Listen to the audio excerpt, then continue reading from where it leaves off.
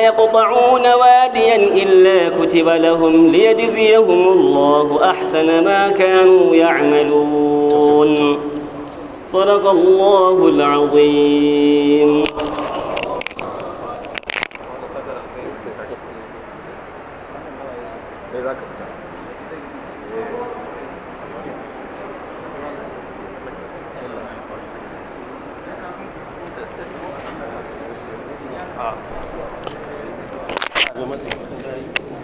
أعوذ بالله من الشيطان الرجيم. بسم الله الرحمن الرحيم. الصلاة والسلام على رسول الله وبعد. Assalamu alaikum warahmatullah. Ba wani dogon jawabi za a yi ba insha Allah. Shi malam Sheikh Musa Yusuf Asadu Sunna Kaduna sananne ne a gurin mafiya yawa daga cikin mu. To kuma lura da cewa kafin ya fito an samu dan jinkiri har ya fito ya zo nan muna jiran malam Abubakar ya sauka daga Qur'ani da ya dauka. To saboda haka insha Allah ba za mu yi dogon bayani ba, za mu gabatar da shi da abin da ya zo mana da shi. Amma dai kar mu manta ya kawo mana wannan babbar ziyara wannan masallaci namu da sauran masallatai da zai karatu insha Allah in aka idar za mu faɗe su ɗaya bayan ɗaya, wanda zai yi gobe da inda zai yi jibi da inda zai yi gata, tunda yanzu ya zo mana wannan ziyara na sati guda ne. Yau Lahadi sai Lahadi ta zo insha Allah muna tare da shi da ikon Allah. Allah ya sa mu dace. Akaramakallahu, bismillah.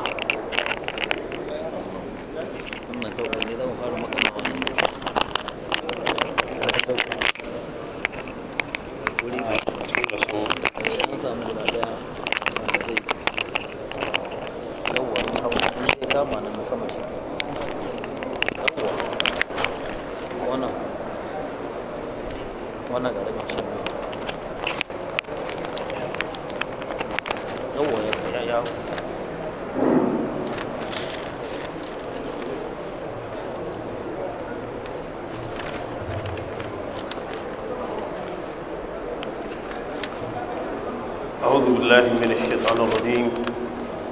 بسم الله الرحمن الرحيم. الحمد لله ناصر السنة والإسلام والدين بأهل السنة، القائل وقوله الحق، بل نقذف بالحق على الباطل فيدمغه فإذا هو زاهق ولكم الويل مما تصفون. والصلاة والسلام على رسول الله الأمين الذي أمره ربه أن يقول قل جاء الحق وزهق الباطل إن الباطل كان زهوقا. اللهم صل وسلم وبارك عليه وعلى آله الطيبين الطاهرين وعلى أصحابه الغر الميامين وعلى كل من اكتفى أثرهم واتبع سبيلهم إلى يوم الدين. وبعد الأنقوى، السلام عليكم ورحمة الله وبركاته. يومنا شابيرني قوة شعبان هجرة تببا دم ببا فلن جكادا النبي محمد صلى الله عليه وآله وسلم دبودا دريه دودا 42 wanda ya daidai da 28 ga watan uku shekara 2021 a wannan masallaci na Umar bin Khattab a cikin wannan gari na Maiduguri ko Borno, baladul Qur'an, wanda Allah madaukakin sarki ya kawo mu. Kuma ɗan uwa da suka yi ta ƙoƙari wajen sai na shigo wannan gari, Allah ya saka musu da alheri. Kuma lallai sun ajiye tarihi, dan ga baki dai wannan shine zuwa na farko wannan garin kwata-kwata a rayuwata. Akwai abubuwa da nake so in faɗa kamar haka kafin in fara karatu. Labari ya same ni ta hanya ingantacciya cewa wannan masallaci da aka sa masa sunan wannan babban sahabi na Annabi Muhammad shine mutum na uku wajen daraja cikin wannan al'ummar. Ko mutum yaƙi ko ya so ko ya yadda ko bai yadda ba, ko ya karba ko bai karba ba, ko ya aminta ko bai aminta ba, haka yake. Shine Umar bin Khattab, wanda yanzu da nake magana a kabari rauda inda yafi ko ina daraja a doron ƙasa, wanda babu inda yake da alaka da aljanna a duniya sai gurin. Annabi ya ce ma baina baiti wa minbari rawdatun min riyadil janna. to suna kwance a gurin ga annabi ga abubakar ga umar. Wannan masallaci an faɗa mun irin ɗauki ba daɗi da aka yi, wanda daga ƙarshe Allah ya tabbatar da masallacin halin sunna, wanda ba alfahari ba sai dai su koyi gyaran masallatai da tsabtace su daga gurinmu. Kowa ya sani gurare da dama da kafin ahalin sunna kana zuwa masallaci ka tarar da kuttun majina a masallaci. So an fada min tsohon gwamna da ya gabata kuma sanata a yanzu Shatima ya ba da gudunmawa kwarai wajen gina masallacin da kuma wato tabbatuwar masallacin hannun ahalin sunna. Hatta da gwamna na yanzu wanda ke kai shi Profesa Babagana Zulum, wanda muna daga can muna ganin irin ƙoƙarin da yake, ina tattaunawa da wasu malamai, to muna roƙon Allah ta'ala ya saka musu da alheri. Sannan haka ne shi ma Shehun Borno muna miƙa fatan alheri zuwa gare shi. Akwai Chief Imam Zanna, malam ya faɗa min cewa suna zaman lafiya da shi ƙwarar gasken gaske da kyakkyawan fahimta. Da abin da kuma yake na addini ne ana haɗuwa da shi don ci gaba da a gina addinin. Sannan hakanan shi ma babban sarki a wannan jiha Shehun Borno muna miƙa wato fatan alheri da addu'a cewa wannan jiha Allah ka zaunar da ita lafiya. Wayannan fitintunin Allah ka sa mu za mu ga ƙarshensu. Sannan akwai babban malaminmu gashi a zaune kuma mahaifi Sheikh Ibrahim Mustapha, muna roƙon Allah ta'ala ya ƙare shi da lafiya. Anan nake so in ɗanyi tsokaci ga matasa ire-irena su kiyaye abu guda biyu. Na farko su gane cewa karatu daban shura daban. Ba duk wanda ya shahara bane ya fi kowa karatu. Kana yi shaharar jarraba ka Allah shi da ita. Da yawa daga cikin samari sukan samu fitar kafa. Akwai malaman da sun karantar da su bisa ga ganin damar Allah, sai ya daga su duniya ta san su, sai ka ga ba a san malaman su ba. To wani daga nan ganin cewa an san shi sai ya rena kuwa. Na tabbatar da in ka kalli wannan bawan Allah ka san cewa a shekaru ya haife ni. So kullum shine nake cewa idan samari suka haɗu da dattijai za a yi tafiyar addini, su dattijai su dinga yin haƙuri da samari. Dan matashi ko a gidanka yake sai ka yi haƙuri da shi. Abinda za a yi shekara mai zuwa in ka ɗauko shi matashi zai ce wannan watan za a yi. Yawa da malaman sanin ɗabi'ar ɗan adam sun ce mafi yawanci duk wanda aka ce maka matashi ne to ba za ka ɗan rasa shi da abinda suke ce masa mental problem a kan shi ba. Da haka duk abin da yake na kutsa ma hatsari ne, za ku ga wanda ake turawa gaba samari ne. Kun san cewa da wadda aka ɗauko garin nan aka zo aka zuba, mafi yawancin wanda aka cutar matasa ne. Kun sani, da aka dole da cije sai sun yi haƙuri da matasa a duk inda suke. Su kuma matasa su ji tsoron Allah su dinga girmama dattijan.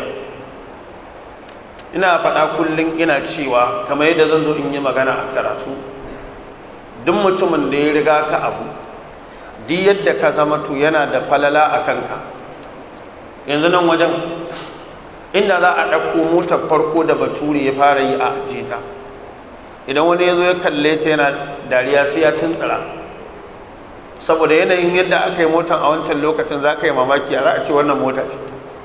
Ta ma shi baturen da ya cici yadda mota gaba har yi wanda ya a yanzu, da wancan na farkon bai iya yi ba, shi da bai iya yanzu ba. To wannan ya sa a addinin musulunci ake girmama falala ta sabiƙa. Da haka mu ji tsoron Allah, su iyaye su haƙuri da matasa, su kuma matasan su girmama wanda suka gabace su a shekaru da kuma addini. Sannan idan kana matashi, lokacin duk da za ku haɗu da mutane masu nau'i iri biyu, wasu suna da shekaru a ilimi, wasu suna da shekaru a harkar duniya. To sanda za su mutunta ka dan baiwar da Allah ya maka ta karatu, kai kuma ka mutunta shekarunsu. Sannan akwai Sheikh Bulama Kusu wanda shi ma gashi a zaune, sannan da shi babban malami a wannan masallaci Sheikh Baba bin Bukar, da kuma Sheikh Muhammad Abubakar Kacalla. Sannan a madadin wannan kwamitin masallaci akwai dan uwa Malam Abdullahi wanda nake ce masa mai Kano, muna tare da shi. Kusan wannan gari ne da na fahimci akwai dimbin masoya a wannan gari, ta yadda na fahimci haka ne ta yadda sakon da nake samu ta hanyar waya, kuma iya abin da na fahimta soyayya ce dan Allah dan addini, babu wani abu sai wannan. To da ni da ku gabaki da ina roƙon Allah ka sa mu shiga cikin inuwan al'arshi ranar da babu wata inuwa sai ta Allah. Sannan yadda muka taru a wannan masallacin, Allah ka tara mu a can fi maq'adi sidqin inda malikin muqtadir. Amma Allah ya sa ni ne in yi gaba kafin kowa ya zo daga baya. Wannan shine abu da farko. Dan haka kamar yadda na faɗa a farko, na ce shura daban, karatu daban. Wannan gari da na shigo ba na zo bane dan in zo da wani abu sabo na ilimi wanda malaman da ke cikin garin nan ba za su iya bayar da shi ba haka bane.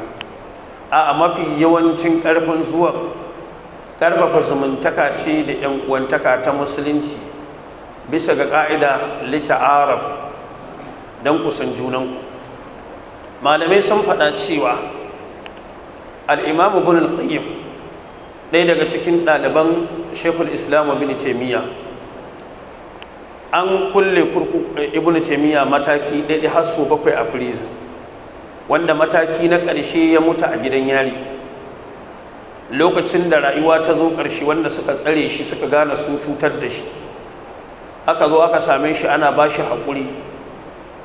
Sheikhul Islam Ibn Taymiyyah yake ce musu, ku da kuka yi amfani da damar ku kuka tsare mu, da mu da aka tsare, yace ina faɗa muku cewa falmautu tajma'una, mutuwa za ta haɗa. Sannan sai ya ce wal qabru yadummuna, kabari kuma zai tattaro mu. Duk yadda kake jin haushin mutum, bari ka kawar da shi a doron ƙasa, dan ya tafi, tafiyar shi bai tare naka kabarin, kai ma naka yana nan yana jiranka. Sannan ya ce wal qiyamatu tajma'una, alƙiyama za ta zo ta haɗa mu, za mu tsaya gaban Allah, kuma wanda zai yi hukunci tsakanin mu da ku shine Allah subhanahu wa ta'ala. Idan kana karanta littattafan Ibn Qayyim, wanda yana daga cikin photocopy na ɗaliban Sheikhul Islam Ibn Taymiyyah, ya sha zuwa prison ya zauna, shi ba laifi ba, kawai an tsara malam karatu ya tsaya ya tafi prison ne, shi ya yi karatu ya dawo. To in kana karatun littattafan shi, idan ana ce maka wannan ɗalibin Ibn Taymiyyah ne, ba za ka yadda ba sai in shi kaji ya faɗa da bakin shi. A cikin as-sawa'iq, idan ya zo kan wata matsala yana karatu yana raddi, sai kaji ya ce wannan matsalar da daga ta yi daga. Wata rana sai da na tambayi malamin, sai ce maka Sheikhul Islam Ibn Taymiyyah qaddasallahu nafsahu zakiyya. To sai kai mamaki, da aka ga littafin sanan nuniya baiti kusan 7,000, amma tare da haka duk yadda kake jin Ibn Taymiyyah a gidan karatu, a zamanin da suke rayuwa Ibn Qayyim ya fi shi karbuwa a wajen jama'a. Idan Ibn Qayyim zai yi magana, adadin mutanen da ke sauraren shi ba sa sauraren Ibn Taymiyyah haka. Wannan kuma cewa a sauraruwa ne ko ka a sauraruwa ne, mutane su daina damun kansu, wannan ba aikin ka bane, aikin Allah ne. Dan haka yana da kyau ɗalibai wanda duk Allah ya jarrabe shi da wannan, kada ya rubu, ya ɗauka cewa jarrabawa ce Allah madaukakin sarki ya ainihin wato yi masa. Na sha faɗa nake cewa ba jama'ar gari ba, ɗalibai ma mafi yawanci idan ka zo tawagarsu ka ce masu Umar bin Khattab, ba wanda bai san shi ba. Amma Umar yana da ɗan uwa, ya riga Umar shiga musulunci, babansa ɗaya, kuma duk jihadin da annabi ya tare da shi aka yi, kuma a wajen yaƙi ya mutu. Amma in ka samu musulmi mutum 10, ko dai 10 ba wanda ya san shi, ko tara ba su san shi ba. Waye ya ga dama a san Umar ɗan Khattab, waye ya ga dama wancan ba a san shi ba? Allah subhanahu wa ta'ala shine Zaid bin al-Khattab. Da haka wannan shine abin da nake so in faɗa a takaice a matsayin gaba ta farko.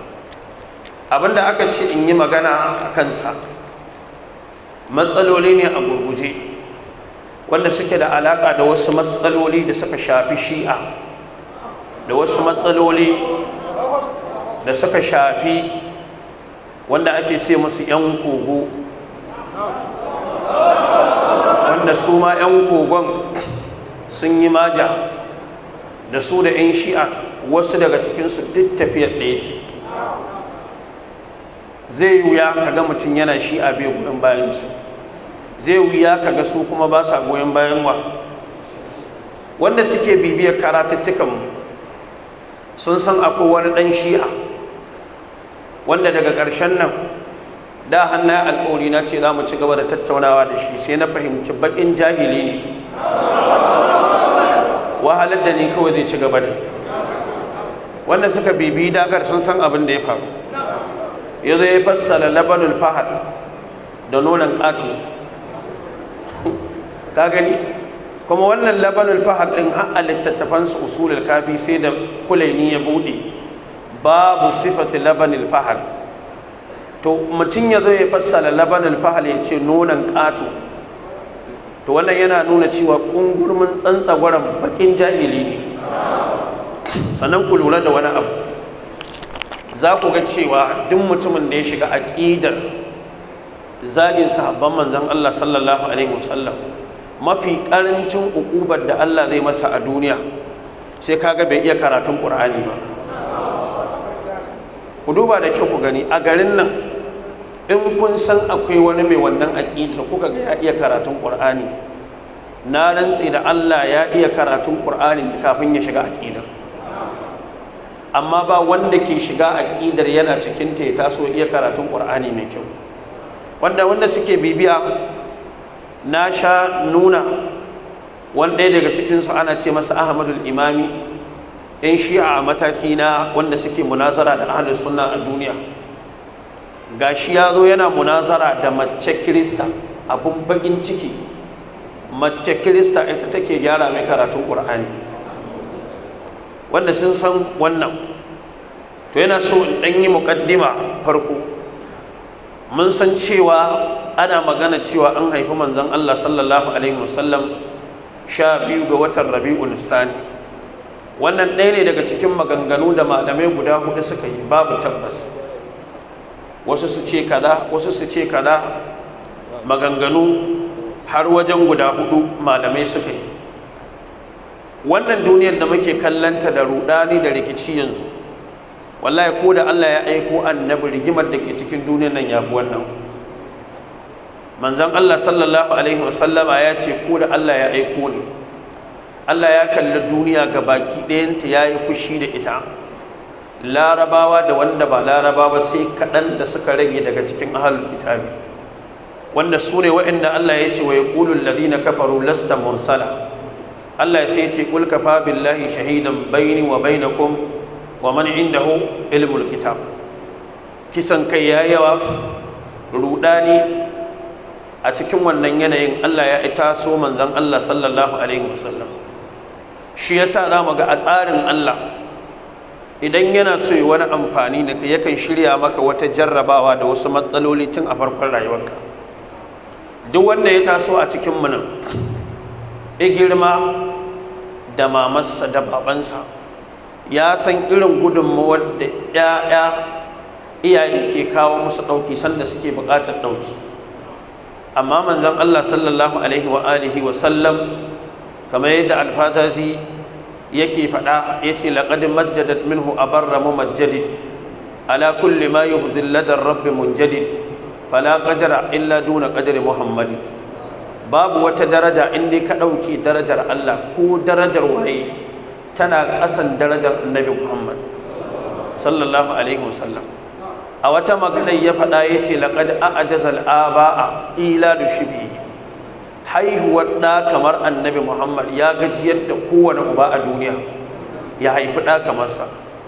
Amma mu duba mu gani, yana cikin ciki kafin ya zo duniya Allah ya jarrabe shi ya ɗauke mahaifinsa. Ya zo duniya da shekara 6 Allah ya jarrabe shi ya ɗauke mahaifiyarsa.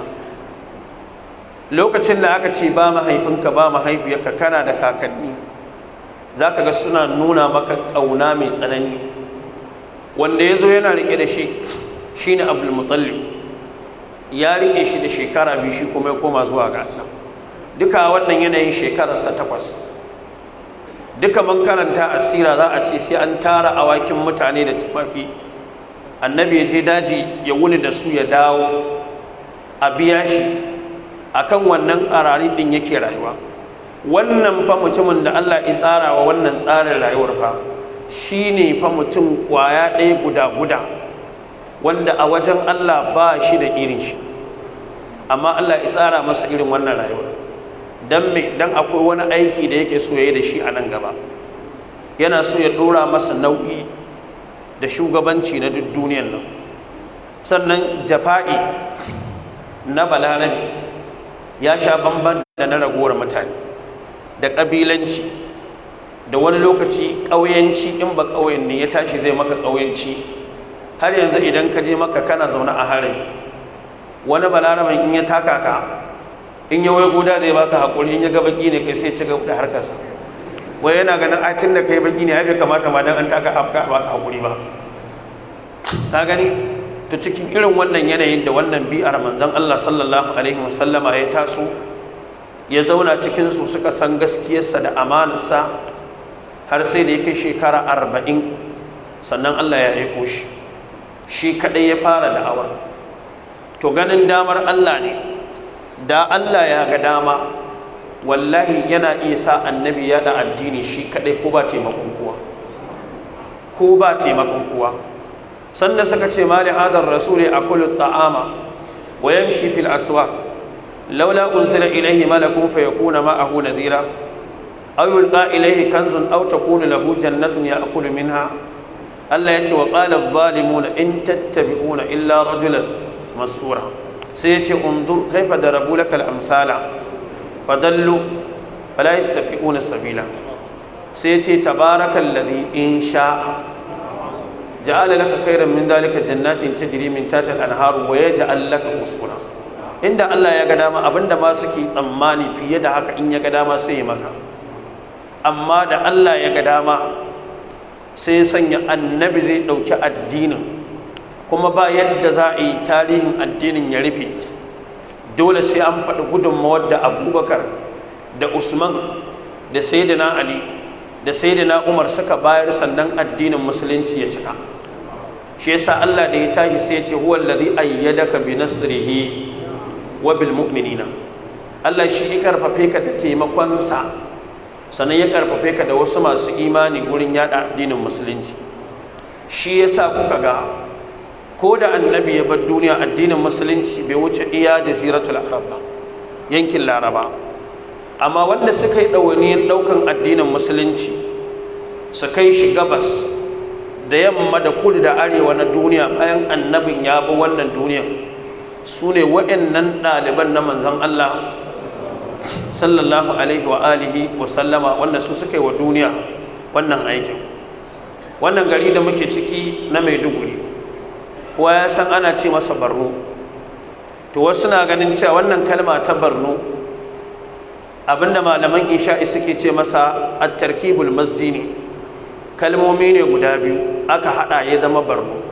Wasu sun ce asali daga baharun nur ne, tekun haske, sai aka juyar da shi sai ya zamanto Borno. Yana cikin albarkar aikin da sahabbai suka yi, dole mutum ya dai sallama cewa wannan falala ce, daraja ce ga mutanen wannan jihar. Babu jihar da zaka zagaya ka samu dandazo tirin mutane mahaddata Qur'ani kamar wannan jihar. Dole a sallama muku a yadda wannan falala ce ga mutanen wannan jihar. amma ana maganin cewa akwai sahabi Uqbatu bin Amir wanda yana daga cikin wanda suka yi tattaki wajen yada addinin musulunci ya shigo wannan nahiya tun a farkon karnin da sahabbai suke nan. Wannan na daga cikin dalilan da yasa wannan yanki ya zamanto Allah ya albarkace shi da adadi na mahaddata Qur'ani sama da kowane irin yanki. To wannan yana cikin aikin da sahabban manzon Allah sallallahu alaihi wa alihi wa sallam suka yi wa addinin musulunci. To da haka sai ya zamanto su waɗannan mutanen suna ta ƙoƙari duk wani maƙiyin addini in ya tashi sai kaga wanda zai fara dumfara a kansu shine sahabbai, saboda lokacin da ya zamanto naqalatu hadha ad-din wanda suka naƙalto wannan addini idan suka ɗauko shi ya zamanto suna da matsala, addinin ma yana da matsala. To da haka sai ya zamanto hatta sunnar annabi da komai wanda suka ɗauko addinin zuwa gare musu. Yanzu annabi ya ce mana sallu kama ra'aytumuni, ku yi sallah kamar da kuka ga ina. Annabi ya yi sallah shine limami, akwai kuma mamun da suke biye da shi. Ya ɗago daga ruku'u ya ce sami Allahu liman hamidahu, su kuma su ce rabbana walakal hamd. Sannan da ya ce sallu kama ra'aytumuni usalli, ai ni ban ganshi ba, kai baka ganshi ba. Wannan umarnin ya shafe shi, ya shafe su, ya shafe mu. To amma ta yaya za ka yi sallah kamar yadda annabi ya yi? Dole ba zai yi ba sai ka dogara daga wanda suka ga annabin ido da ido suka nakalto maka ga yadda ya yi sallah, sannan za ka iya ɗabbaƙa haka. Allah ka ji kan al'allamatul albani lokacin da ya rubuta littafinsa sifatu salatin nabi min at-taslimi ila at-takbir ka annaka taraha. Wasu suka ce ai wannan larabcin naka bai yi ba, wai ya kamata ya zama sifatu salatin nabi min at-taslimi min at-takbir ila at-taslimi ka annaka tanzuru ilayhi, wai saboda nazara ila shine yake nufin gani da ido. Sai ya ce kun san ni ba a jame ni, larabcin nan ba iya ne makoya nake, amma ni na dogara da larabcin manzan Allah ne. Idan annabin za ku yi wa gyara, shi da ya ce sallu kama ra'aytumuni, shi ku gyara mai ku ce ya kamata ya ce sallu kama tanzuru ni, ya ce ku mai gyaran in shi za ku wa gyaran, ya ce in ji ba ku kai wani na duka, kun san kan wanda za ta tafi. To da haka wannan shi ne da aka yi zamanto za mu ga cewa ko ƙaki ko ƙaso inda ka yarda da ƙur'ani da nassun ƙur'ani, Allah ya yarda cewa sahabbai sun ba manzon Allah gudunmawa. Allah madaukakin sarki ya faɗa ya ce wala yansuranna Allahu man yansuruhu inna Allaha laqawiyyun aziz alladhina in makkannahum fil ardi aqamus salata wa atawuz zakata wa amaru bil ma'rufi ونهوا عن المنكر ولله عاقبة الأمور. sannan Allah madaukakin sarki yace fallazina amanu bihi wa azzaruhu wa nasaruhu wattaba'u an-nura alladhi unzila ma'ahu ulaika humul muflihuna. Wanda ba ni bane idan baka gane ba sai yace lil fuqara'il muhajirin alladhina ukhriju min diyarihim wa amwalihim yabtaguna fadlan min Allah wa ridwanan wa yansuruna Allah wa rasulahu ulaika humus sadiquna. Da haka mun sha faɗa mun ce tawaga biyar ce yanzu a duniya, babu na shida. Ko ka zama cikin muhajir ko ansa, in baka ciki dole ya zama kana cikin walladhina tabauhum, in baka cikin walladhina tabauhum bi ihsani, wanda shine walladhina ja'u min ba'dihim يقولون ربنا اغفر لنا ولإخواننا الذين سبقونا. to dole ka zama cikin alam tara ila alladhina nafaqu, ko dai munafinci yaquluna li ikhwanihim alladhina kafaru min ahli alkitabi, ko kana goyen bayan arna ahlul kitabi yahudu ko nasara, babu na shidan wannan.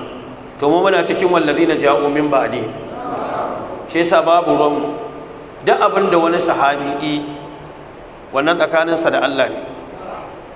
Aikin da Allah ya samu shine yaquluna rabbana ghfir lana wal ikhwanina alladhina sabaquna bil iman.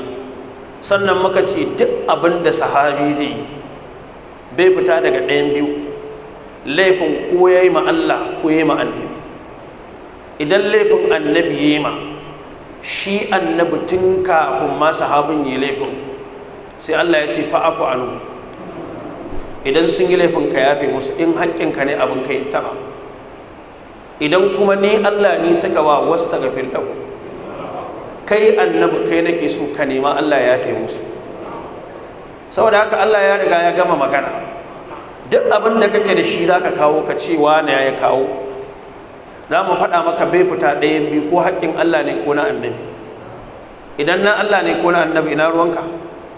Annabin da aka yi ma an ce ya yafi, in Allah aka yi wa shi Allah ya ce annabi ya neman musu gafaran Allah, ina ruwanka? Ba abin da ya dame ka. To sai aka samu wasu sai suka zo suka gina addininsu shine zagin sahabban manzan Allah. Abin mamaki za ku ga wannan shi yadda wani ya zo ya canza masa suna daga bayan nan, ya sa masa suna Abu Jahil. Kun san wanda suke bibiyan shafin sarki zaki, an samu wani ɗan takife daga Gabon ya zo ya ce shege ne, ya ce ya san sunansa na asali, ko ba wanda suka ji sun jawa, sai ya ce abinda yake nufi da shege ne di yadda aka yi akwai jinin shedan tattare da shi, shi yasa yake iya faɗa ma annabi wa'annan maganganun. Ya ce sunansa kuma daga iya sunansa Abu Jahil, kamar yadda kowa ya san Abu Lahab ai yana da suna ai, sannan Abu Jahil ma ai yana da suna, amma aka canza masa suna. To shi wannan shugaban yan kogo din makaryaci, shugaban yan kuri da barazanar karatu, in ba mahaukaci ba wanda bai san me ake cewa ilimi ba, waye zai ce wai idan Ibn Hajar al-Asqalani yana duniya zai yanki tikiti zai je sai ya zauna da shi, kuma ya rantse da Allah Ibn Hajar ba zai iya kwata kansa ba? Waye zai ce ya rantse da Allah ko Ibn Bas ko Muhammad bin Abu kai ko Ibn Taymiyyah ba zai iya zama da shi ba? Ka san mutum yana faɗar wannan, ka san yana faɗa ne ya sa rigar ilimi amma bai san me ake ce ma ilimin ba. Wannan ita ce magana ta gaskiya. Wannan shekaran jiya da wancan satin kun san abin da ya faru, da shi wancan ya zo ya karatu sai suka dawo kaina kamar ni ne karatu, shi sai suka kyale shi ya zauna lafiya. Na zo na ce musu mu wannan matsalar na mu faɗa a faɗa mun saba da ita, a haka muka taso. Saboda haka ba wanda muke jin tsoronsa, kana iya bin mu karatu amma baka isa ka fi mu gaskiya akan abin da muke da'awa ba. To shi yasa kuma kake ganin duk wanda muka buga da shi sai ya je ƙasa da izinin Allah. Kana iya bin mu karatu mun yadda, amma baka isa ka fi mu gaskiya ba. In kuma mun fi ka gaskiya to Allah sai ya ɗora mu akan ka. Wannan ita ce ka'ida, wanda kun ga an zo an buɗe layi na ɗauki matsala guda uku. Ɗaya kawai na kawo na ce malaminsu ya ce akwai hadisi a Bukhari, na ce babu, in kuma da wanda ya isa ya kawo. Har aka tashi ba wanda ya kawo. Na ce to ku da kuke cewa za ku zauna da ni har yanzu nauyin karatun ku bai kai ba ne. Shi da ya faɗi wannan maganan ta yi ba mamaki ya karanta hadisin nan a Bukhari, binciken ku ne bai kai ba. Duk ran da muka zauna da shi ya nuna mana hadisin a Bukhari. To wannan shine abin da suke. To sai ya zo da riga ta yaudara, sai ya ce wai an jingina wa annabi sallallahu alaihi wasallama abubuwa marasa kyau ne, wai shi korewa yake, wai shi korewa yake. Wala mu kiyaye wani abu, sunnar Allah a doron ƙasa, wannan ƙa'idar ta inna Allah yudafi'u anil ladina amanu tana nan.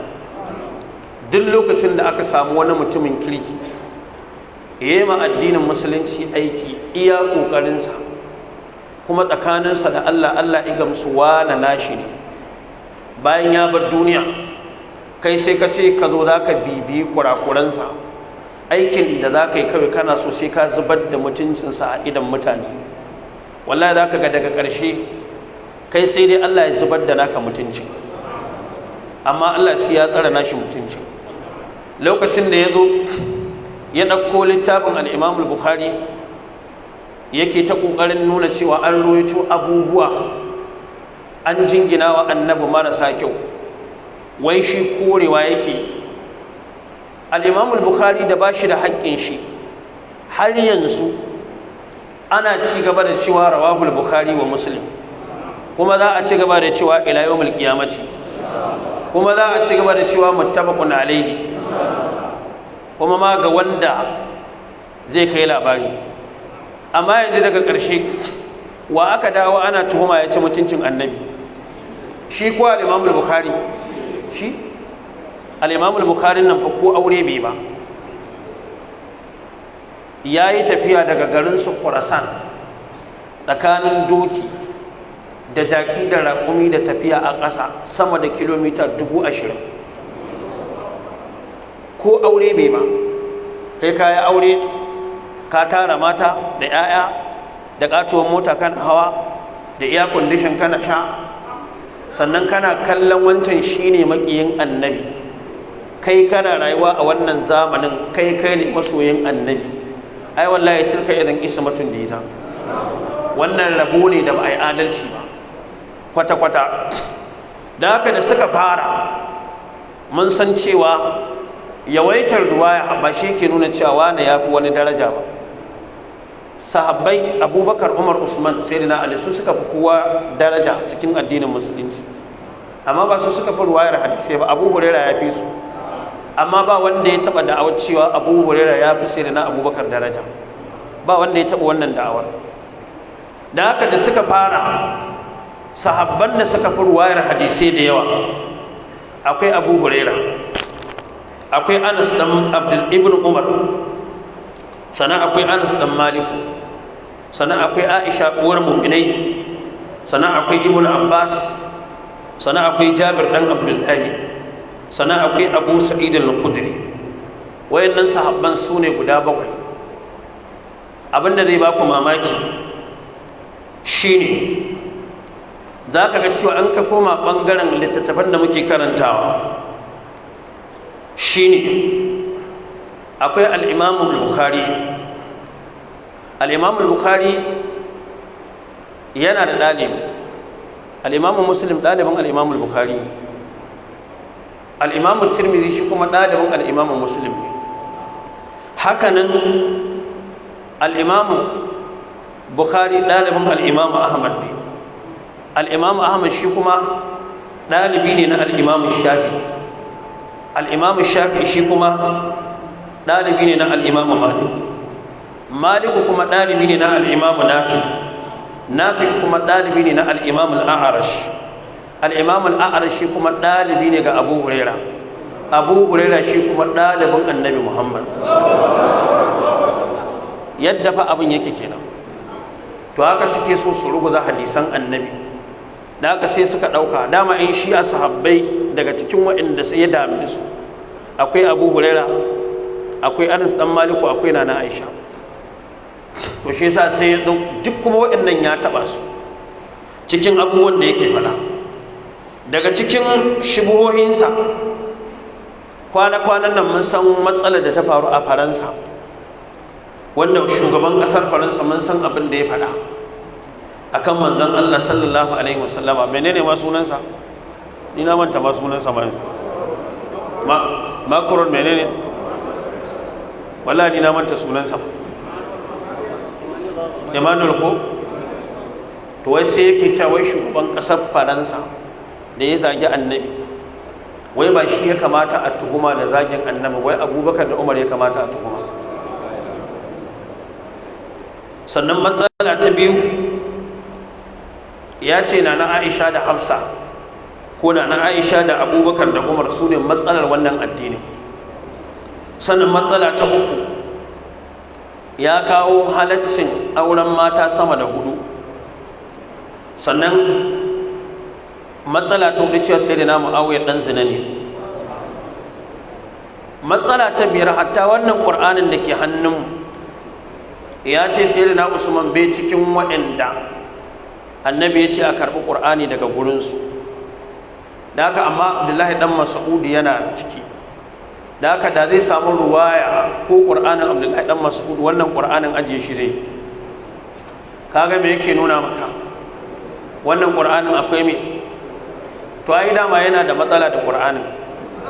Ba ku ji yadda yake har haɗe ayoyin ba? Fakallabtu fi kalfi, sai ya tashi aya kawai.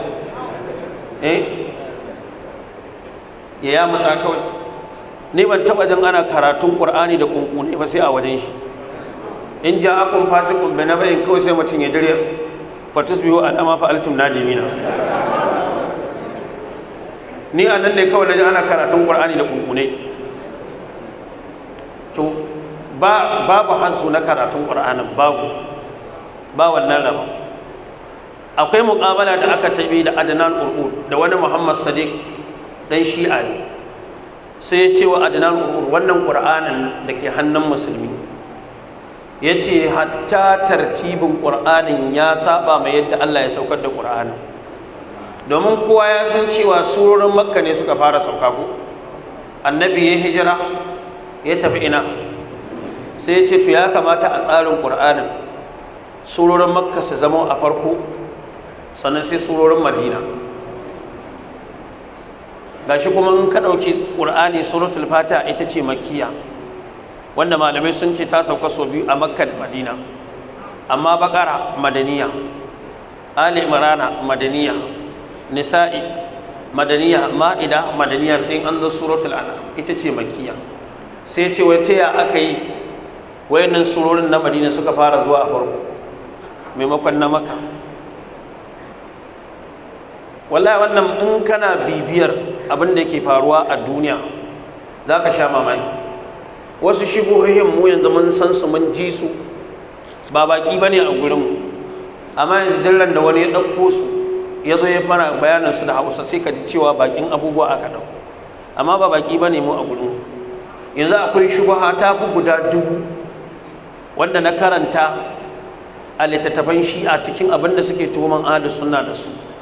Amma da yawa yanzu mutane su kansu wasu 'yan Shi'a amma jahilai ne har yanzu, ba su ma san da shigohin ba su ma sani ba. Wasu a cikinsu ba su karanta shigohin ba, sun kai kansu. To wannan cikin maganar da ya faɗa kenan. To sai ya ce masa, shin Usmanu ya haɗa ƙur'ani ne yadda Allah yake so ko yadda shi yake so? Tunda kowa ya san wannan ƙur'anin da ke hannun musulmi rasmul usmani ake kiransa. Shi yasa yana daga cikin mu'jizar ƙur'ani, bayan ka koyi imla'i, to shi ƙur'ani dole ka je ka koyi imla'in shi, dan ba ƙa'idar imla'i yake bi ba. Wannan shi ne idh ya ayyuhan nabiyyu lima tuharrimu ma ahallallahu laka tabtaghi mardata. Anan wajen mardata maf'ulun bihi ne, lima tuharrimu ma ahallallahu laka tabtaghi, kana nema, ai fi'lun mudari ne wa fa'iluhu anta. Mardata shine me? Maf'ulun bihi. Haka ne? To mardata ya kamata ya zama ko mardati? Kaga al-Imam al-Kisa'i da yake bannin su ne har ya haɗa ya ce mardata. To kaga dole sai ka san cewa ka'ida ce ta rasmul usmani. Nan gurin ba za ka ce mardati ya kamata ya zama, saboda ka ce ai maf'ulun bihi ne, saboda mansubun wa alamatu nasbihi al-kasra niyabatan al-fath li annahu jam'u muannas salim. Ba zai yi ba. To wannan yana cikin mu'jizar Qur'ani. Sai ya ce masa, to shin Usman ne ya tsara Qur'anin yadda yake so ko yadda Allah yake so? Yace domin amsa ɗayan biyu nake bukata. Idan ka ce sai da na Usman ya tara Qur'anin yadda yake so ne, to ina alƙawarin da Allah ya yi wa annabi, yace inna alaina jama'u wa Qur'ana. Idan ko Usman ya tara Qur'anin nan yadda Allah yake so ne, ashe haka yadda kaga Qur'anin nan haka ya kamata a haɗa shi, shi yasa Allah ya sa aka bar shi haka. Sannan abu na gaba, ya yi maganin cewa hannuna na Fatima gadanta, wanda su 'yan Shi'a suna cewa sai na Abubakar ya zalunce ta, wanda kun ji tattauna da muka da shi wancan gudajjen sarkin Bakan halka guda biyu masu karatu sun ji wanda zai iya fahimtar gaskiya ya fahimta, wanda mu a gurin mu sai na Abubakar bai zalunci na Fatima ba, abin da yi shine daidai. Kuma mu a aqidar mu babu wani mutumin da yake ba ma'asumi ba sai Annabi Muhammad sallallahu alaihi wasallama.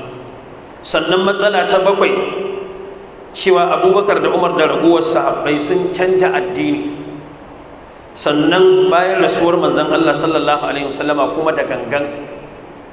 Sannan matsala ta takwas cewa littattafan ahlus sunna kamar Bukhari da irin su Muwadda da littattafan fiqh irin su Askari da waye yace duka dillusu su ne, domin kaman gini ne aka yi akan toka, kaga abin da aka gina akan toka shi ma rusashe ne. Sannan a ciki akwai maganan cewa wata mata ta zo wajen manzon Allah sallallahu alaihi wasallam ta'aridu alaihi nafsa, ya fassara kalman ta'aridu tana masa kwarkwasa, wanda ba wanda zai wannan fassara ko dai bakin azzalimi ko bakin jahili. Dan ba za ka zo wala junaha alaikum fima aradtum bihi min khitbatin nisa'i ba, ka ce fima aradtum cikin abin da mata suka yi muku kwarkwasa. Ba wanda zai fassara wannan sai bakin jahili ko bakin azzalimi. Sannan abu na 10 akwai abin da ya kawo cewa Nana Aisha tana shakka akan manzancin manzon Allah, wanda hadisi ne bai inganta ba. Sannan matsala ta 11 cewa talakawan sahabbai su suka haɗu suka yi gangami suka kashe Sayyidina Usman. Waya a zamanin Sayyidina Usman masu talauci suka ƙara talauci, masu kuɗi suka ƙara kuɗi, jari hujja kenan ko. Ta haka sai sahabbai talakawan suka ji haushi, sai suka je suka kashe Sayyidina Usman. Dan ka gane cewa dan bid'a dan son zuciya ne.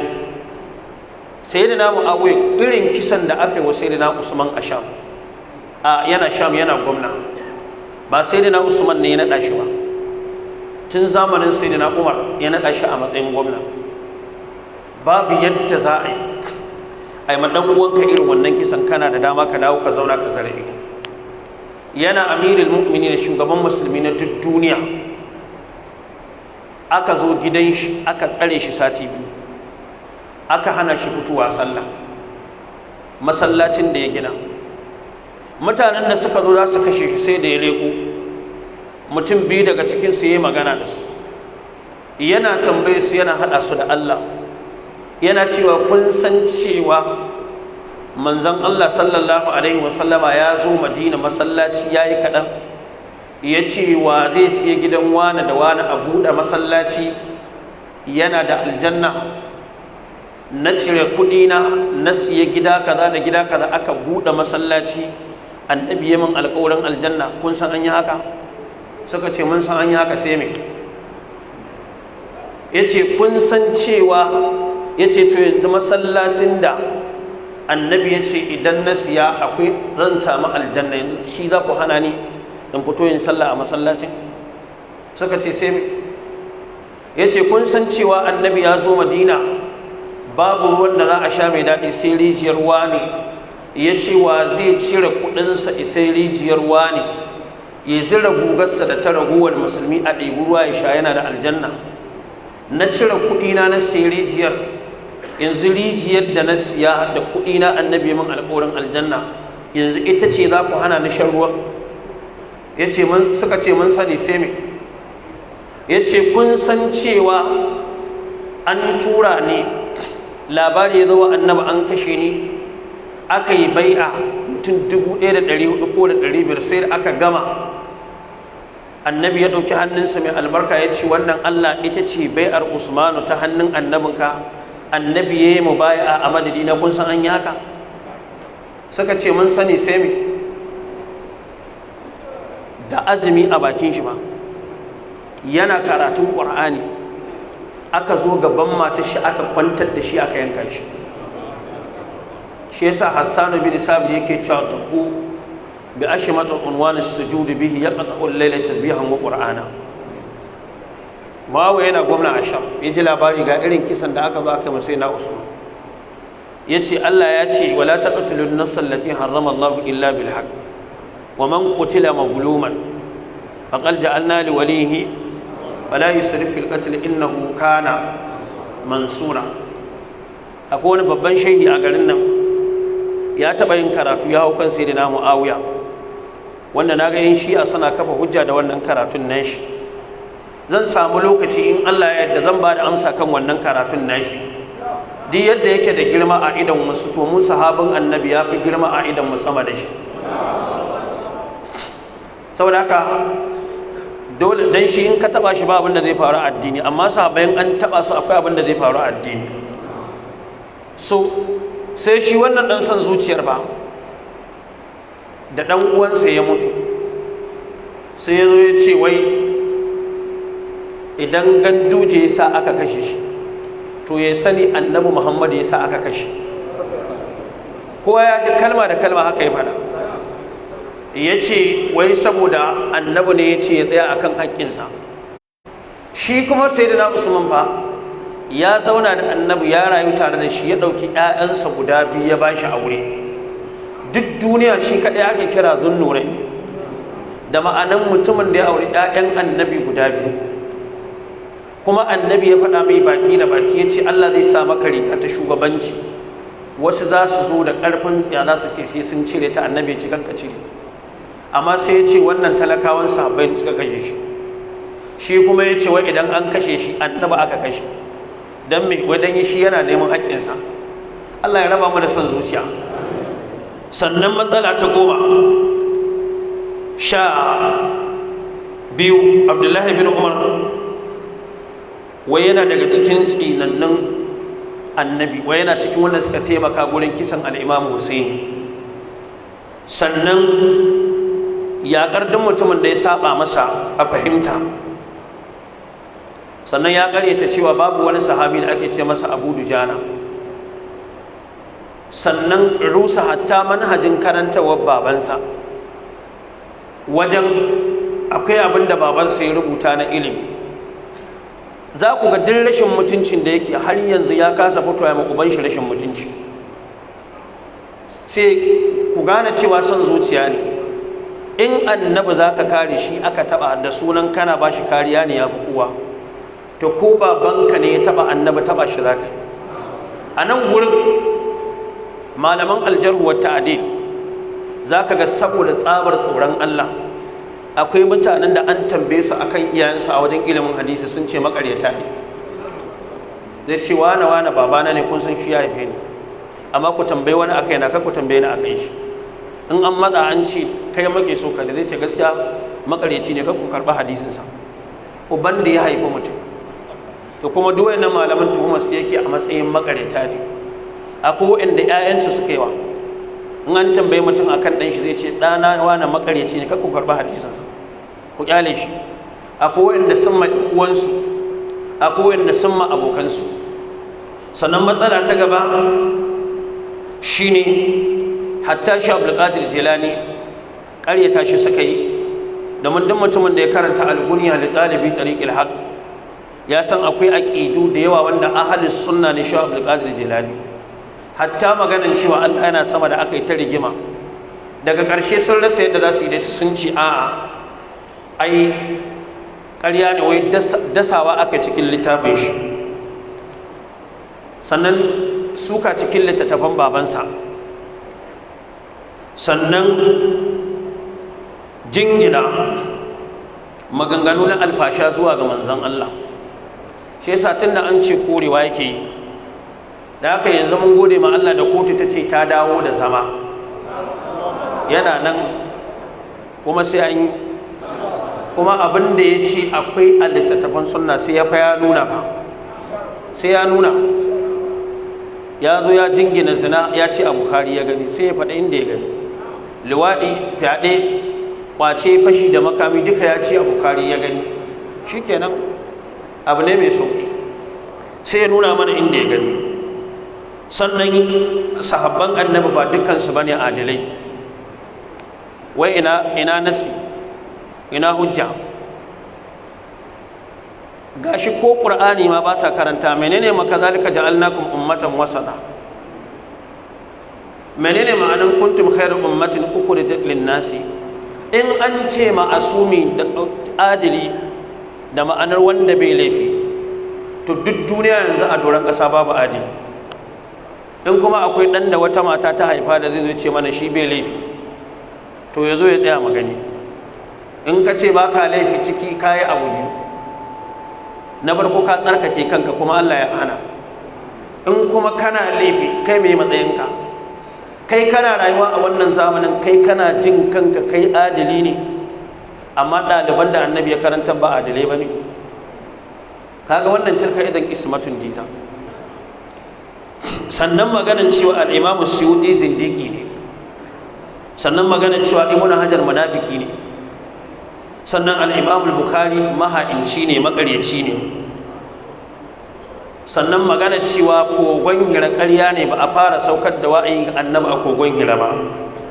Sannan ya zo ya ƙaryata cewa babu azabar ƙabari, babu tambaya a ƙabari, wanda har yan shi amma ya saba musu a nan, dan su sun yadda a littattafansu cewa akwai azabar ƙabari. Shi yasa duk wanda ya taho cikin yan shi'a zai kare shi, sai ya ce maka wai shi ba duk abin da yake kai ya yadda da shi ba, saboda ya san ya ci ya yadda duka ta akwai matsala, dan za a bujiro masa da abin da ba zai iya karewa ba. Sannan ya karyata mi'raji, ya ce ya yadda da Isra'i dan Allah ya ce subhanallazi asra bi abdi, amma mi'raji bai yadda da shi ba. Idan ba bakin jahili ma da bai da alaka da Qur'ani, duk wanda ya karanta suratul Isra'i ya san tana da alaka da Isra'i, amma kana karanta suratul Najmi ka san tana da alaka da mi'raji, dole ka yadda, saboda abinda Allah ya ce afatumarunahu alami wa laqad ra'ahu nazlatan ukhra inda sidratil muntaha, indaha ina ne duk anan ne, indaha jannatul ma'awa idh yaghsha sidrata ma yaghsha ma zaga al-basar wa ma daga laqad ra'a, duk anan ne annabi ya ga ayoyin Allah manya manya, ba nan bane a mi'raji ne da aka yi da annabi, amma ya ce bai yadda ba. Sannan Aisha ta kafarta ainihin wato sayyidina Usman, sannan Umar bai da ladabi ga manzon Allah sallallahu alaihi wasallam, sannan Anas dan Maliku tataccen makaryaci ne, haka yake faɗa Anas dan Maliku. To shine ɗan shi'a sai suka fito da wasu daga cikin ƴan ƙalaƙatu, da wasu suka sha wuya a hannunmu, ko kuwa sai suka fito suna goya musu baya. Su ƴan ƙalaƙato dama ba su yadda da hadisan annabi ba, sai ga wani ya ɗauko guduma zai baje hadisan, to bari su dafa mai. Su kuma yin shi a dama waɗannan sahabban suna da matsala da su, to ga wani ya fito yana musu rashin mutunci, sai kuma ya ce shi babu ruwansa da littattafan shi'a, ba a nan matsalarsa take ba, a littattafan sunna a nan matsalarsa take, haka ya faɗa. Sannan ya ce 75 na gaskiya yana hannun shi'a, 25 na gaskiya ke hannun wa, yake hannun sunna. Shi yasa na faɗa na ci wallahi ko musulunci yanzu da zan gano ga wani addini kaso 25 ne gaskiya ke musulunci, 75 gaskiya na cancan zan yi. To da ka duk wanda ya faɗa maka wannan, ko ya faɗa maka ko bai faɗa maka, ya faɗa maka inda yi. To wannan shine abin da suka yi. To shine sai muka fara na ce to wayannan yan shiya, wasu daga cikinsu da suka zo suna goya mai baya don su gane ba matsala ba ce ta kare annabi, matsala ce ta ya je gurinsu Iraki ya ɗauko kwangila, ya zo ya hada da nashi zindiƙancin, yake so sai ya rusa addini. Na ce ga abubuwa kamar haka a cikin littattafan shi'a. A cikin darasin da ya gabata a cikin 'yan kwanakin nan, wani hadisin in na tashi faɗa kawai nake, ko babi ba na faɗa da lamba sai in kyale su. Idan kai mai karatu ne a shi'a ka je ka gano hadisin. Yanzu mu ɗauki ruwayan da suka kawo cewa Ali bin Abi Hamza an Abi Basir yake cewa lokacin da aka haifi manzon Allah sallallahu alaihi wasallam, makasa ayyaman, annabi ya zauna wasu kwanaki, laisa lahu laban, babu nonon da zai sha ta bangaren mahaifiyarsa na Amintu.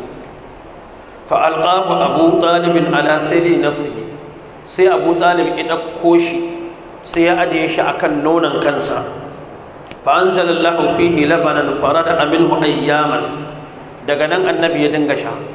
Dan Allah, tun da kake a duniya ka taba jin namiji yana da nono ya shayar? To akwai a littafin shi'a gashi, maimakon ma Allah ya saukar da nonon ga mahaifiyar annabi ta shayar da shi, domin wannan masana'antar da ke yin nono wacce ke shayar da ɗan adam, duk abin da wani ɗan adam zai a duniya don ba ɗan adam nono ya sha ba ka samun wani abu mai nagarta kamar shi.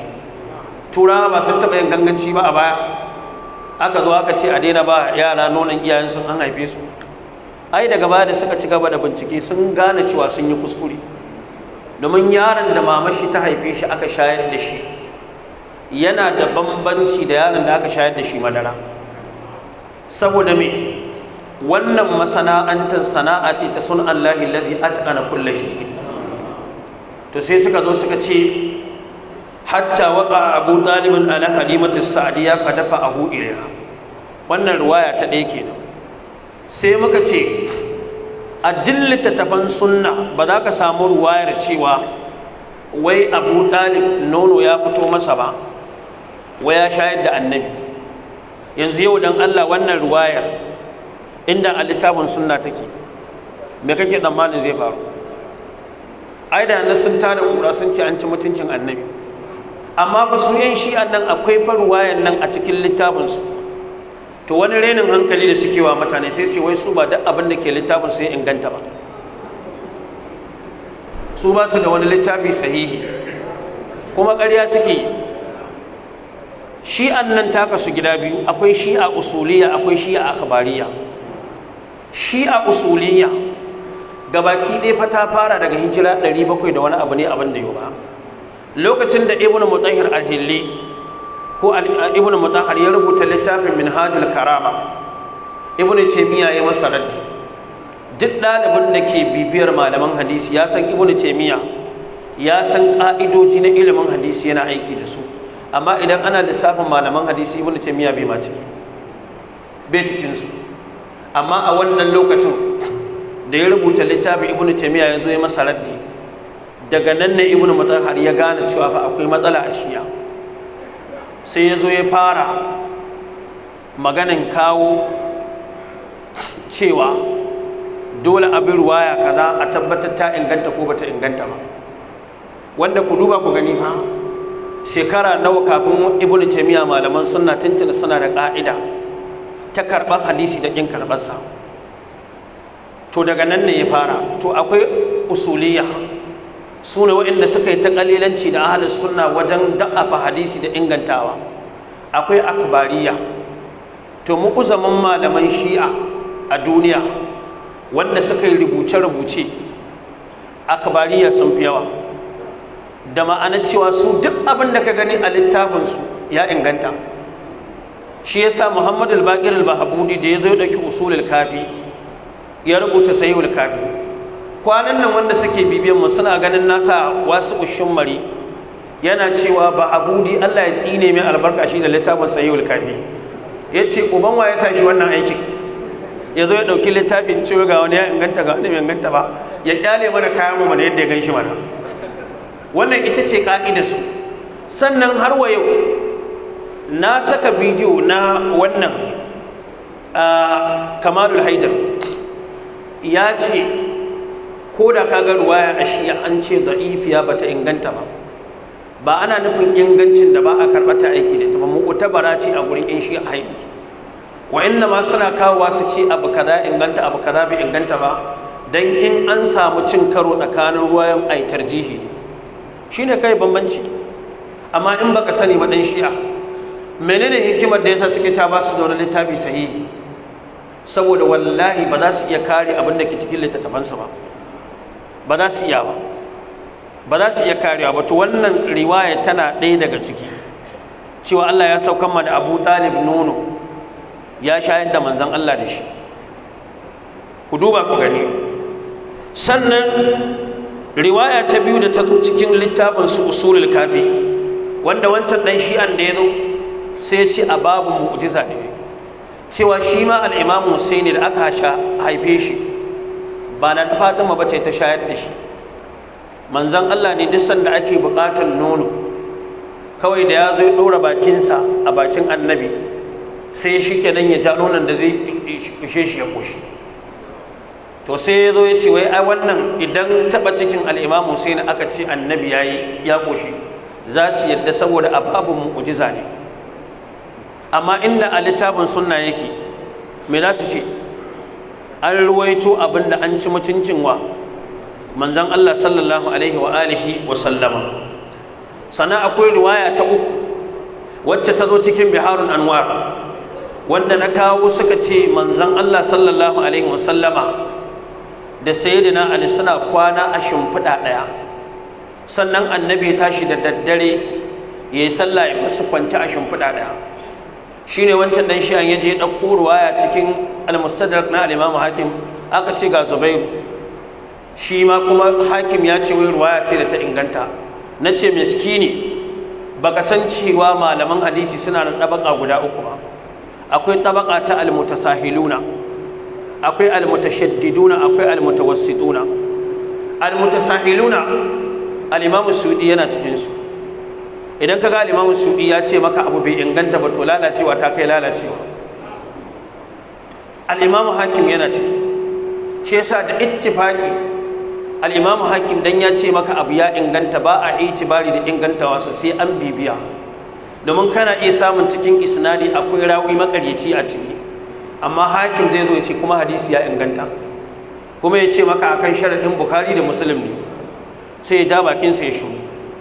Na ce wannan hadisin bai inganta ba, kuma na kawo dalilan rashin ingancin hadisi.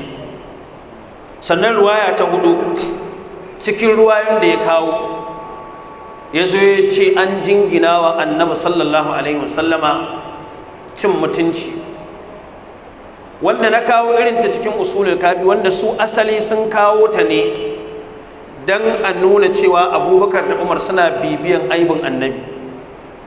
Bayan annabi ya auri Ummu Salma, wai Abubakar da Umar sai suka tashi suka je gidan annabi sai suka tambaya wai ya halin mutumin yake idan kuna alaka da shi in kun keɓanta. Wai sai ta ce ai annabi bai zamanto ba ma huwa illa ka sa'irin rijali, annabi daidai yake da ragowar mazaje. Haka riwayar ta zo cikin usulul kafi kalma da kalma na yan shi'a. Yanzu ka zo a ce annabi daidai yake da ragowar mutane, su kuma suke aibata mutane an ce wai inna ma ana basharun mislukum, ka ce annabi Allah ne ya ce mutum ne kamar ku ta bangaren halitta, bai da wata kasa'is daga cikin kasa'isu na Allah, amma bambancin mu da shi shine ana masa wahayi. Wannan ya nuna ba daidai kuke da shi a wajen Allah ba wajen daraja. Muka ce kuma matsayin mu yadda Busairi ya faɗa cikin Al-Burda ya ce fa mablagul ilmi fihi annahu basharun wa annahu khairu khalqillahi kullihim, mu ma shine matsayin mu. To shikenan da suka bata labari me zai faru, ta ba su labari. Da annabi ya shigo cikin gida sai ta fahimci in ba ta faɗawa annabi sun zo wahayi zai saukai tona musu asiri. Me ya faru? Shikenan da annabi ya shigo sai ta faɗa mai, annabi ya fito daga cikin gida hankalinsa a tashe. Da muhajir da ansar suka ga yadda annabi ya fito, kowa ya ji ya ɗauko makami ya ɗauka yaƙi ga atai. Annabi ya hau munbari ya ce me yasa wasu mutane za su dinga bibiyan aibuna kuma ba za su dinga bibiyan aibin iyayensu ba. Kaga kenan Abubakar da Umar suna bibiyan wa aibin manzon Allah. Shikenan me zai faru? Ansar suka lallashi annabi har sai da ya haƙura. Bayan annabi ya sako daga kan mambari ya koma gida sai ga mala'ika Jibril ya zo da harisa, wani abinci ne da ake yin sa da nama da alkama daga aljanna. Sai aka zo aka ce wa annabi ya ci da shi da na Fatima da al-Imam Hassan da al-Imam Husaini da shi annabi. To daga cin wannan abincin ne sai annabi ya samu karfin jima'i na mutum 40, sai ya zamanto yana zagaye matansu duka dare daya. Kaga a ruwayan ahlus sunna duka wannan ƙaryar babu. Abinda Anas kawai ya ce annabi yana da mata guda 9, kowane dare annabi yana zagaya su, iya abinda ruwayar ta faɗa ke. To mu dawo a hankalce da kuma shari'ance. na farko duk mutumin da yake da mata a nan gurin ko yake da mata, zama ka kasancewa ka cikakken ɗa namiji shine matan ya zamanto kana iya biya musu bukata. Idan kana da mata baka iya biya musu bukata to kallon ka suke a matsayin katon banza kai mara amfani. Ko me za ka ba su ci su sha kuwa. Shi yasa a wajen rabon kwana Allah da ya tashi sai cewa annabi turji man tasha minhunna wa tu'i ilayka man tasha. To yanzu idan annabi yana da mata 9 ko mata 12, idan ya kwana a ɗakin wannan ba zai sake zagayawa ba sai bayan kwana nawa. Za ka samu in mata 9 ne bibi so 9 nawa zai bayar? 18. Idan 12 ne zai baka wajen kwana 20 da wani abu. To saboda hikima ta shari'a sai zamanto Allah hatta ta bangaren lafiya yana ba annabawa wacce ba ta raguwar mutane ba. Shi yasa Allah ya ba su damar su auri mata fiye da na al'ummarsu. Wannan shine hikimar. To amma sai suka zo suka juyar da abu, kuma sai suka ce an ci mutuncin annabi, kuma akwai a littafinsu mafi munin wannan. Sai ce babu ruwan sa da abin da ke littafin shi'a, yana da matsala ne a ina? A littafin shi'a. Shi yasa muka ce in Allah ya yarda wallahi in dai muna da rai, wannan kwangilar da suka dai suka karɓi wallahi ba za ta ci musu ba da izinin Allah. Ana nuna cewa lokaci yayi, yan uwa su yi haƙuri, yau ita ce rana ta farko da izinin Allah. Gobe an ce akwai daura daga karfe 4 zuwa 6, da haka insha Allah mutane su yi haƙuri. Wasiyata ta ƙarshe, mu yi ƙoƙari mu riƙe littafin Allah ƙanƙam da sunnar manzon Allah ƙanƙam akan fahimtar mutanen kirki na farko. Wannan shine kaɗai abin da ke tsara al'umma daga faɗawa fitina. Allah ka tsare mu, Allah ka tsare mu faɗawa fitina. Wannan gari na Maiduguri, waɗannan rigingimun da suke faruwa, Allah ka nuna mana ƙarshen su. Allah duk wanda yake da hannu cikin wannan rigimar, idan a ilimin ka na gaibu zai shiryu, Allah ka shiryar da shi. Idan a ilimin ka na gaibu Allah ba zai shiryu ba, to Allah ka shagaltar da shi da wata fitinar da zai sa al'umma ta zauna lafiya. Allah yadda abin nan ya fara a ilimin, Allah ka sa ba da labarin yadda abin nan ya ƙare don tsarkin sunayensa. Wannan shine abin da zan faɗa. Abin da na faɗa daidai Allah ka ba mu lada, wanda kuma ne kuskure Allah ka yafe mana. Ga ɗan uwa Malam Muhammad Mustafa, shi ma ban taɓa ganin sa ba ido da ido, amma da ina ganin ƙoƙarinsa a harkar Facebook. Malam Muhammad Mustafa, ina maka fatan alheri, Allah ya saka maka da alheri. Wa bi hadzal qadri kifaya, wa subhanaka allahumma wa bihamdik, ashhadu an la ilaha illa anta astaghfiruka wa atubu ilaik. Assalamu alaikum wa rahmatullahi wa barakatuh. Wa alaikum salam wa rahmatullah. Allah ya saka malam da alkhairi, kuma Allah ya amfanar da mu daga abin da muka ji daga wajensa. Akwai babban malamin mu kuma baban mu, wato Sheikh Ibrahim Mustafa, na'ibin Abba Aji, ko wanda shine yanzu kalifan Abba Aji kuma shine a wurin. An ce malam imam ya ce a bashi ya dan yi taliki kafin, idan akwai sarari za mu faɗi inda malam zai karatu gobe. Dan gobe dai kam a masallacin Sheikh Muhammad Abubakar Kacalla zai yi, wanda shine a 303 insha Allah ta'ala, kuma a daidai wannan lokaci, ma'ana tsakanin magariba da isha din shine karatu. Duk karatu duka tsakanin magariba da isha ne. Don dama ta samu za mu faɗi duka guraren karatun nasa insha Allah ta'ala. Amma da za mu ba babanmu ya dan yi mana taliki kaɗan kafin nan.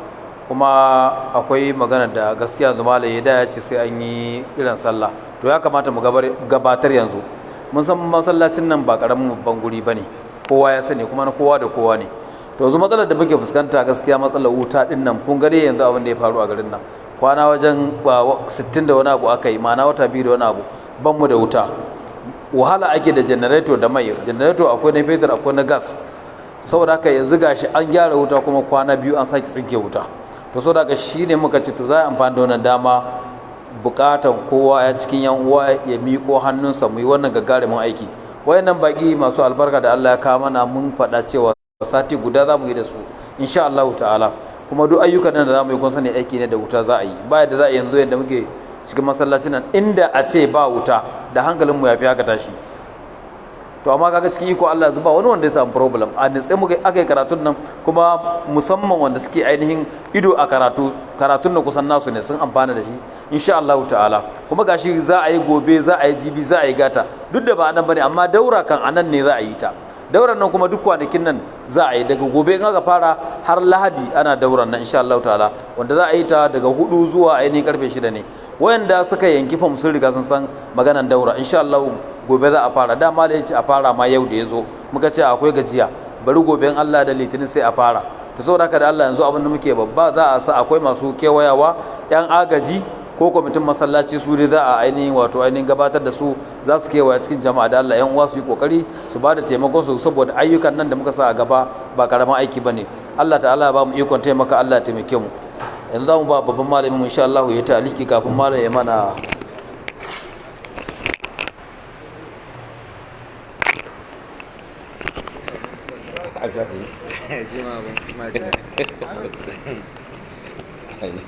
ina kira ta yawa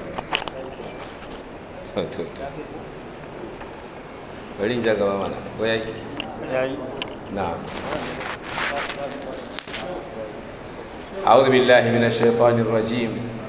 بسم الله الرحمن الرحيم. الحمد لله رب العالمين، وصلى الله وسلم وبارك على نبينا محمد وعلى آله وصحبه أجمعين، وبعد فالسلام عليكم ورحمة الله تعالى وبركاته. ‘Yan uwa, ni dai ba abin da zan yi faɗa sai dai ƙananan abubuwa watakila ko guda ɗaya ko biyu. Na farko daga cikin waɗannan kalmomin godiya ga shi malaminmu Sheikh Asadu Sunna. A nan watakila waɗannan da suke zaune, duk wani wanda ka kama a cikin wayansa akwai sunan wannan malamin Asadu Sunna. Watakila ma har da YouTube a bidiyo labarin yana nan. To amma Allah subhanahu wataala ya sa yau gashi nan shi Asadu Sunnan yana tare da mu.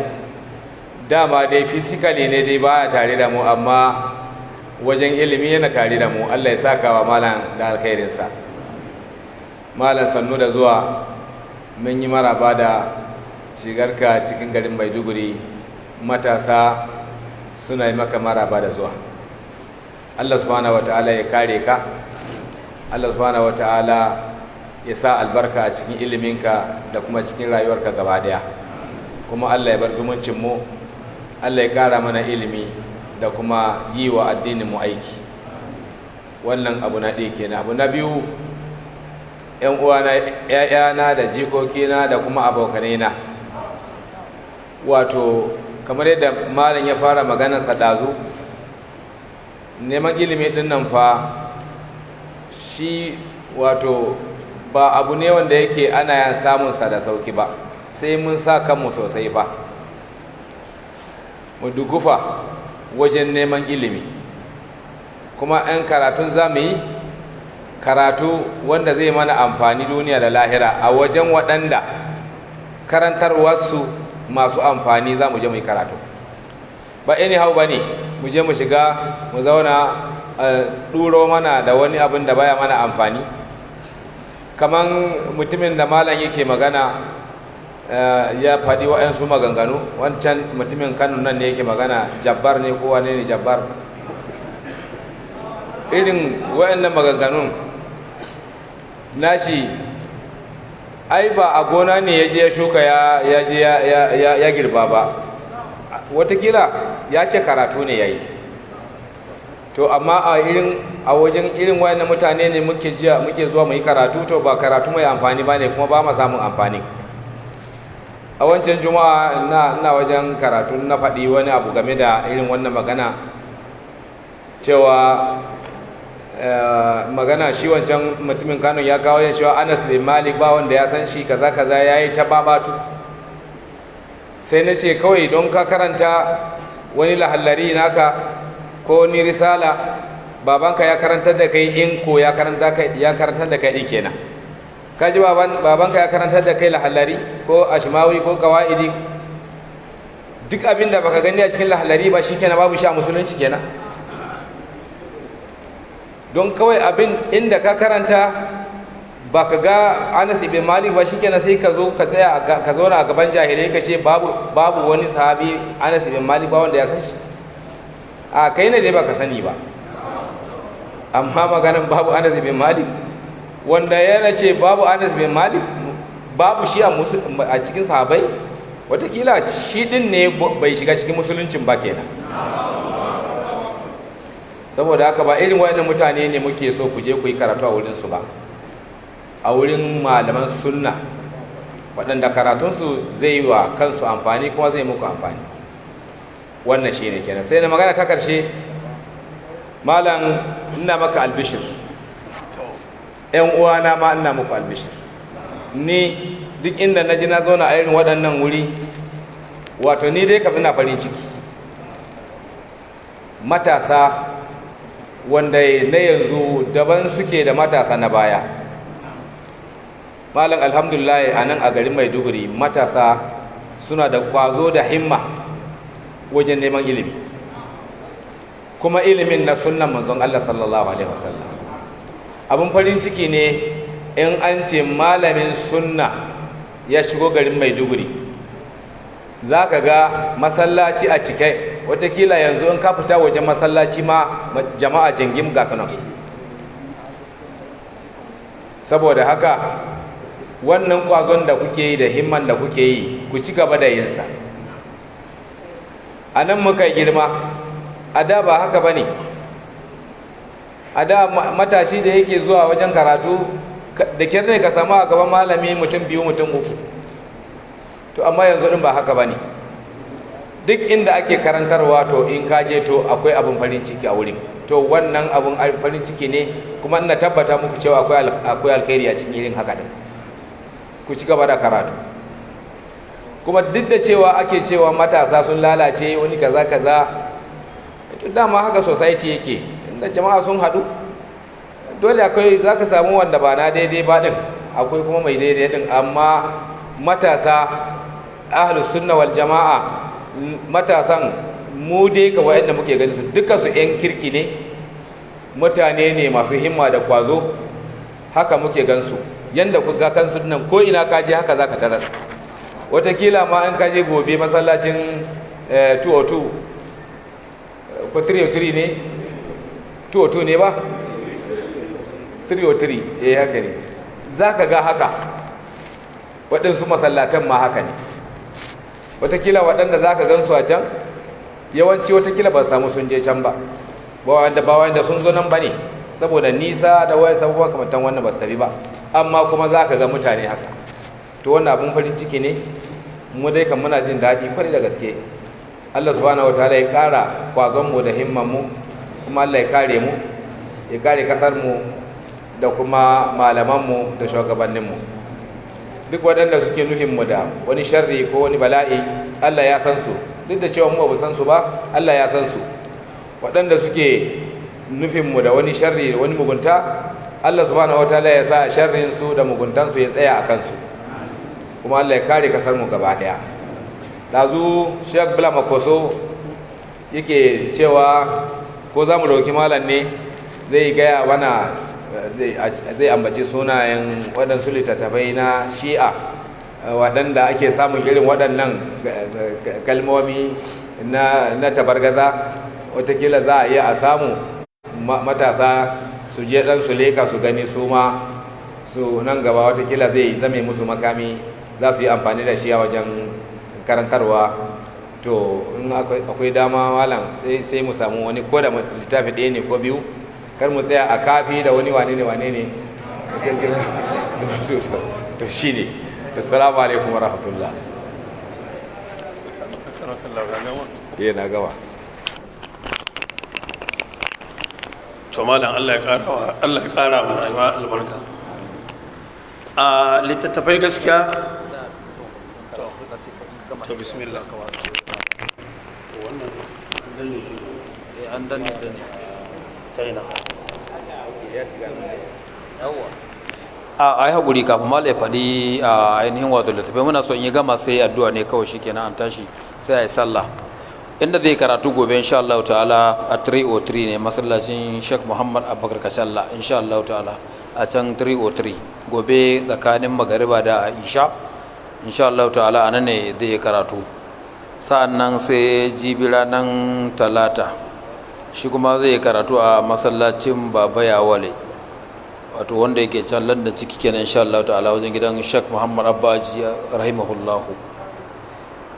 Sai ranar wato Laraba wanda shi kuma zai yi karatun a cikin Ramat Polytechnic, makarantar Ramat kenan zai. Sai ranar Alhamis zai yi duk ɗaya ne, lokacin ɗaya ne, tsakanin magarba da isha duk karatun inda ba daura ba da za a yi karfe 4 zuwa karfe 6, inda wa'azi ne da zai yi zuwa tsakanin magarba da isha ne gaba ɗaya, ba wani canjin lokacin insha Allah ta'ala, kawai guraren ne. Sai ranar Alhamis shi kuma zai yi insha Allah a can wato masallacin Alhaji Usaini Mai Dibino wanda yake wato daura da ainihin opposite da Innovative School din nan, insha Allah suna fuskantar juna. To sai ranar Juma'a abinda malam zai yi shine fari huduba insha Allah ta'ala, wato gaggaruma zai mana tanadin abinda zai gaya mana a fari huduba kafin imam ya zo a yi sallah kamar da yake a rubuce a takarda nan. Sai kuma wato akwai daura wanda za a gabatar shine abu na gaba, wanda za a yi dauran nan a cikin tsawon wayannan kwanaki 7 tun daga gobe ranar Litinin har zuwa ranar Asabar da Ladi. Amma Asabar da Ladi din shi na mata ne za a yi musu, shi kuma da karfe 10 ne zuwa abin da ya samu insha Allah ta'ala, ba a yi masa iyaka ba, amma dai na mata ne Asabar da Ladi. Amma sauran kwanakin tun daga gobe Litinin karfe 4 zuwa karfe 6 na ainihin maza ne za a yi insha Allah ta'ala. Wannan shine a takaice abubuwan da suke cikin Allah yadda. Yawwa akwai karatu a masallacin Indimi wanda shine kuma ranar Asabar za a yi shi ma tsakanin magariba da isha, shine na manta ban faɗa ba insha Allah, malamin ne ya tunatar da ni. Masallacin Indimi shi ma akwai lacca da malam zai gabatar, shine ainihin abu na karshe. Sai kuma na ainihin Asabar da Ladi din wanda shi kuma da safe ne dama na mata ne, Allah yadda.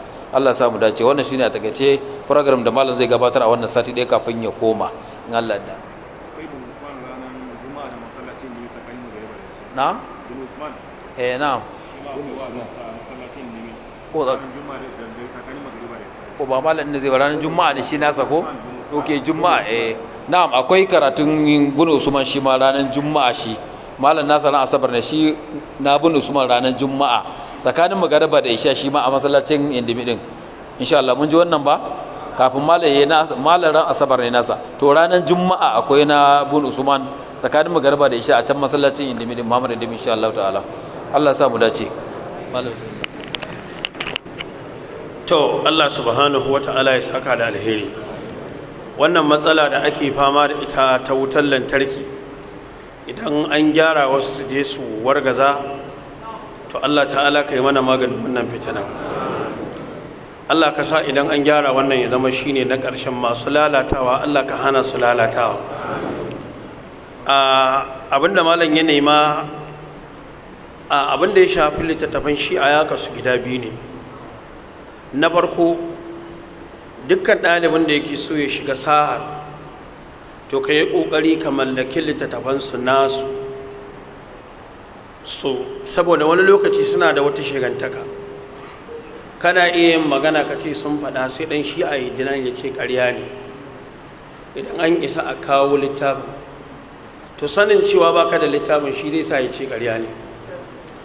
To sai ka yi ƙoƙari sai ka mallaki littafi. Kuma yanzu idan mallakan littafi ta hanyar ka siye shi yana maka wahala, to bayyanar wannan yanar gizon a duniya yanzu, kusan akwai littattafai da yawa na shi a mujalladatu da aka yi, wasu sun ɗauke su sun sa su a PDF, kana iya sauke littafin. Yanzu shi'a a duniya ba ƙaramin wahala take sha ba, tana shan baƙar wuya, domin shi'a yadda kuka san sikirar ƙungiyar asiri haka take. Babban abin da shi'a ba ta so shine tona asiri wajen karantar da mutane da gane aƙidarta. Shi yasa duk inda ka ga shi'a suna motsi, to ahli sunna ne suka yi sakacin karantarwa, sai shi'a ta motsa. Amma wallahi in dai an karantar da mutane yadda ya kamata aƙida, wallahi ƙarya shi'a take ta motsa. So ya kasu gida biyu, akwai wannan, sana akwai littattafai da aka yi raddi da littattafansu. Misali, abu ne za su kawo shi a sunna suna ganin shubha ne, a warware ta sai a kawo a ce kuma a irin wannan akwai a littafin ku. Sana akwai hadisan da suke kafa hujja da shi a sunna, ta sai kuma a yi warware shubhar a ce ba haka shubhar take ba. yana ciki akwai minhajus sunna. Minhajus sunna na ibnu taymiya mujalladi 9 yayi tsawo da yawa ko 8. wannan malamin abdullahi al-gunayman da yazo ya karanta shi sai ya fahimci akwai maganganun da ibnu taymiya yayi da dama da ba su da alaka da shi'a, sai iktisarin sa sai ya mayar da shi mujalladi guda daya. to idan dalibi ya samu wannan muktasar din da shi malamin yayi zai taimaka masa gaskiya.